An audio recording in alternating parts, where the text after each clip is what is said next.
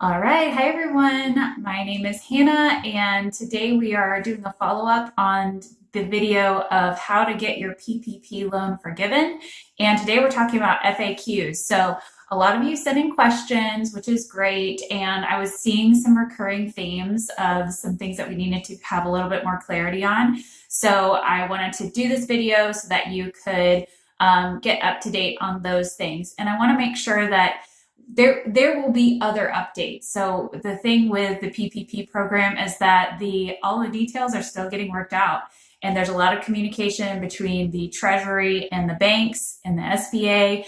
And so there's constantly new updates and things going on. So make sure you subscribe to this channel so that you will get those updates, because I'm going to be keeping a close eye on those things. So you can go ahead and watch for updates there. And I'll try to put a link in the comments below or a link in the description below directly to the Treasury's website, because there are really good resources on there for if you want to get into the technical and you want to get into the weeds. Okay, so we'll go ahead and get started on the first FAQ. So the first thing that people are asking me over and over and over again is what is included in payroll costs. So I want to kind of break it down. I want to do it in like a fifth grade level, and then kind of we'll get into some of the more nitty gritty. So what's included in payroll costs is payroll that you pay your employees, so salary, or pay your employees or pay whoever's on payroll. It might include yourself.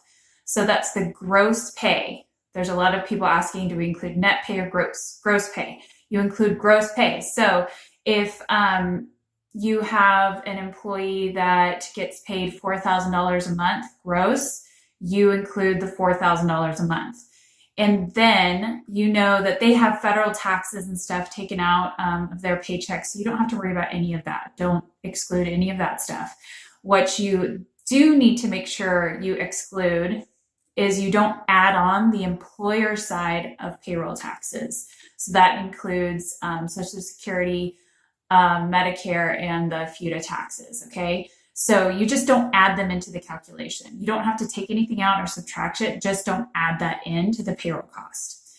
And then the other thing that you can add from a payroll cost is any state taxes, state employment taxes. So I'm in Washington State. So Washington has workers' comp and unemployment insurance. So both of those are employer taxes. So we add those on, okay? So that might be like $25 a month, or it might be something more than that, but you add that into the calculation, okay? So those are just the salaries and wages costs, but then, and those are limited to $100,000 annualized for an employee. So I can give you the number of what that will be for 8 weeks. And I'm just going to show you the exact number, or tell you the exact number, because I think that's kind of helpful for people.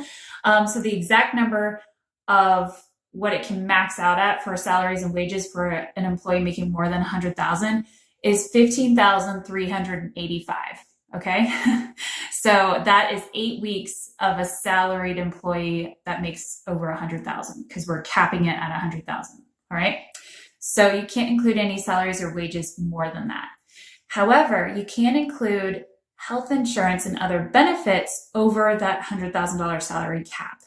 Okay, so payroll costs are including salaries and wages, and we already talked about how to calculate that. It's including health insurance benefits. So if you're on a company plan, you can include the cost, the employer costs of the health insurance.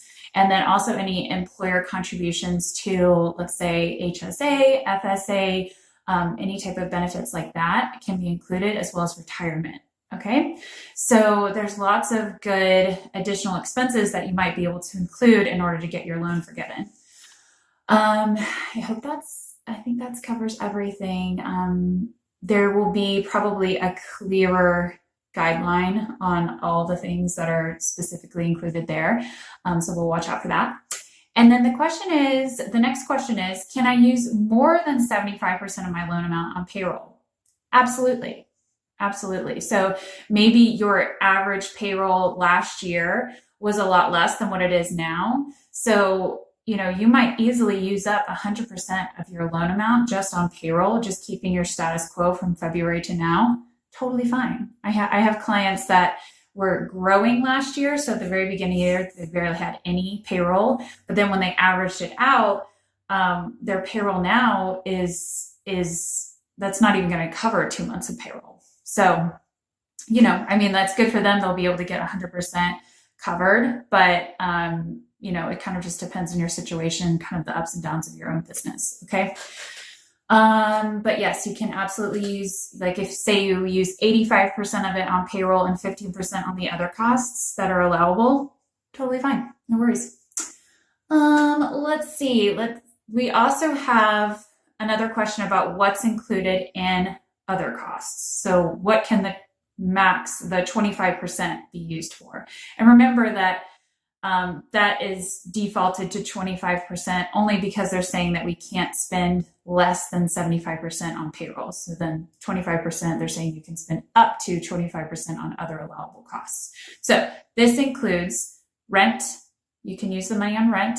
You can use it on mortgage obligations that are owned by your business. You can use it for utilities. And you can actually use it for, which I don't think we covered in the last video, you can use it for interest on other debt obligations. So if you have equipment loans, if you have car loans, if you have something else that you're financing or some other debt obligation, I can't think of anything else right now off the top of my head. If you have other debt obligations, you can use this for the interest portion. So if you're paying a principal payment of $500, maybe 125 of that is interest, you can include that and potentially get that piece forgiven, okay? Which is nice. And then utilities is the other one that I'm getting a lot of questions on. So it says, utilities can be included, but what's a utility? Not everybody has, a water bill that they pay on their business. So what's included there? From what I've been reading, generally it will be electricity, water, gas, any type of, I think internet, it can be included, as well as phone service. There might be some other things that get added to that. Trash collection might be one, or like maybe waste disposal, if that's something that you have regularly in your business. Those types of things for the operations of the business are potentially included. So keep an eye on that. And I know there will be more guidelines specifically about what's included and what's not included there. So just stay tuned for that, okay? But hopefully that clears up a few of the questions. Okay, now the fourth question that I have is, what happens if I get the EIDL grant? So if you applied for the economic injury disaster loan and you got the grant portion, which you don't have to pay back, what happens if I get that and also the PPP loan? So very good question, because they do have to be netted together. You can't get full forgiveness on your PPP loan and get say you got the $10,000 grant. You can't get free money in two places, is basically what they're telling us. So if you did get the $10,000 for the grant, and then you also got, let's just say $100,000 for the PPP loan, then you'll have to offset your forgivable amount by the amount of your grant. So in our calculation, if you got $100,000 and you thought all of it was forgivable, you'll have to offset it by the $10,000. So you'll have a remaining $10,000 loan on your PPP loan, okay? Which, if you didn't spend your grant money, you could just pay it off really quickly with the grant money. So it's kind of up to you. They're just saying, hey, we can't give you free money in two places. And I mean, honestly, that's fair if you really think about it. All right, I think that should clear that up. So the other question, or question number five is, how are FTEs defined? So you can look up a full-time equivalent calculation basically anywhere on the internet. I might try to do a video of it just to make it easy for you guys. Because there's been a number of people who've decided that we are going to look at full-time equivalents, not just number of employees. So if you have 20 part-time employees, but they only work 4 to 10 hours a week, you're going to combine all of their numbers so that you can get a full-time equivalent number, okay? So the way that you do that is you take the total number of hours worked, in a period. So let's just say it's a month, and you maybe have worked 500 hours between all your employees. And then you would say, okay, a normal employee, a full-time employee would work 40 hours a week for those 4 weeks. So that's 160 hours. So you'd basically take 500 divided by 160, and that will give you your full-time equivalence number. I'm not going to try to do that math in my head because I'm going to get it wrong. I rely on Excel for most of my math, okay? I'm a numbers person, but I like my Excel. So that's basically how you define the full-time equivalence. Let's see. Okay, so number 6 question is, what do you do if you have no operations, like your operations are just completely shut down and you don't even see when you could open again? Like maybe you are somebody who's throwing events or something like that, and events are just not going to be happening for quite a while, we think. If that's the situation and you got this PPP loan and you're trying to decide, well, like I might not be able to even open my business in 8 weeks. So does this make sense for me to use? The question honestly might be no. You might have to seriously think, well, maybe this loan may not be what I need for my business right now. And that's your decision as a business owner. If you are really out of operations and you can't keep people on payroll right now and it doesn't make sense, this might kind of put a Band-Aid on it for a little bit of time. But we all know that there's way more business expenses that we have to pay besides just payroll. So this does help the payroll side, but you need to make that decision. You do have to spend the money within 8 weeks of receiving it in order to have it forgiven. Okay, so you could hold on to the money as a loan, and use it for payroll costs a couple months from now, but you're not going to be able to have any of that forgiven if you don't spend it within the 8 weeks. So this is definitely a difficult situation to be in as a business owner, because we need to be able to have this money to continue operations, but at the same time, it doesn't make sense if you're looking at a really long timeline for getting your operations back up and running and back to normal. What you could do is you could use the money just to get people paid and get them off the state unemployment plans, but then you're just gonna have to turn around and lay them all off again. So you might find that that's worth it. That's really what the money is intended to be, is to get people off state unemployment. So if you want to use the money in that way, you can, okay? So then the question that comes, kind of the piggyback question that comes off of that is, well, I have these employees who I furloughed or I let go and they are on unemployment, but the unemployment is pretty sweet right now because they're getting state unemployment and then they're getting the extra $600 a month from the government. So how do I get them back on my payroll if they're, it's kind of better for them to stay on unemployment? And we really need to think that, what we have to kind of step back and say is, well, technically it's better for them in the long run to be employed in the long run. So we do want them to come back to work for us, and we are going to need to, if you want them back, you need to offer them the job. And technically, if they've been offered a job, they're supposed to take it if they're on unemployment. So you do want to offer them the job, and hopefully they will take it back, take their job back. And you might be paying them to sit at home, and the government is 100% okay with that. They just want people off of state unemployment to take the pressure off of that. And even if you are paying them as the employer to sit at home, that's why they're giving you the money. That's why they are doing this forgivable loan amount, okay? So you have to kind of step back and think, like, this money is not really meant to push our businesses forward right now. It's really just meant to be a Band-Aid and to help the state unemployment offices not be so overrun and the state coffers go completely dry. So that you kind of have to think about it from sort of like a, what is the mindset and what is the vision behind this program? And then you can logic out like what would make sense for your decision making, okay? So it might not make sense for you to take this money, and you really need to think about that. And you need to talk with your business advisors, talk with whoever it is that you trust and you understands your numbers. If you have nobody like that in your court, book a call with me. I'd be happy to talk through your numbers and see what makes sense for you right now. There's another program that could make sense if maybe you're keeping a few employees on, but like maybe say I had one question where somebody had 4 full-time employees, but then 25 part-time employees, and all the part-time employees are basically gone right now because there's just nothing for them to do. And they're on unemployment and they're making more money on that. So, the truth is that this PPP program might not be forgivable for that person, but it might make sense for you to maybe not use the PPP money, maybe like cancel the loan, return it, don't use it, and consider the employee retention credits.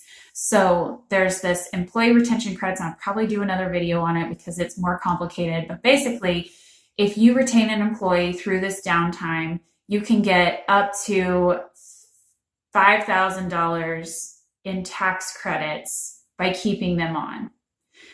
If you're in a place where you can't have the numbers there to reach your PPP thresholds, the employee retention credit is kind of like a good kind of backup plan because you can get, it says up to $5,000. It's 50% of what you've paid in salaries and wages up to $10,000. So if you've paid an employee $10,000 over the course of like 6 or 7 months, I'll get that in the video.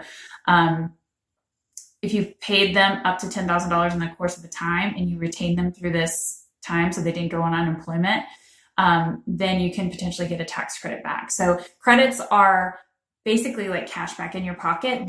You don't see them until you do the tax return at the end of the year. Okay. So sorry I stumbled through that one a little bit, but I'm just trying to make sure that it's clear that that is an option. In order to get the employee retention tax credits, you do have to prove that your business has been harmed and is 50% less than what it was in the same quarter of last year. Okay. But if your business is totally closed right now, that'll be easy. Unless you had just a gangbusters March and then, but really we're going to be comparing Q2. So it'll be April through June. So I don't think that will be an issue at all for most people if they are totally shut down. All right. So employee retention credits are something to look into for those people who really don't think they can get their employee level back up to where it was.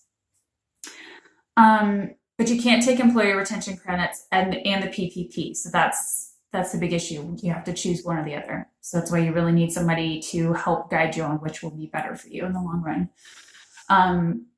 All right. So if you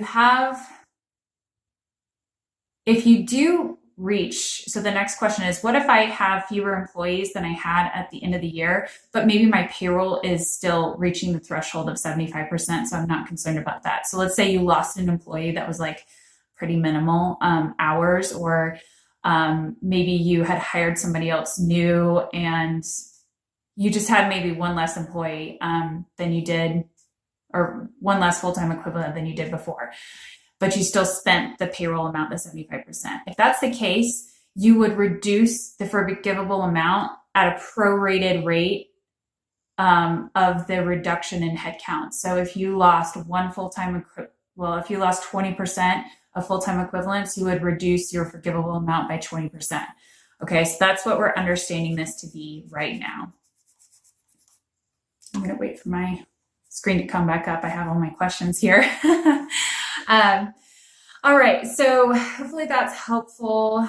The next one would be, can I pay bonuses or pay management more during this time to reach the forgivable amount and the threshold?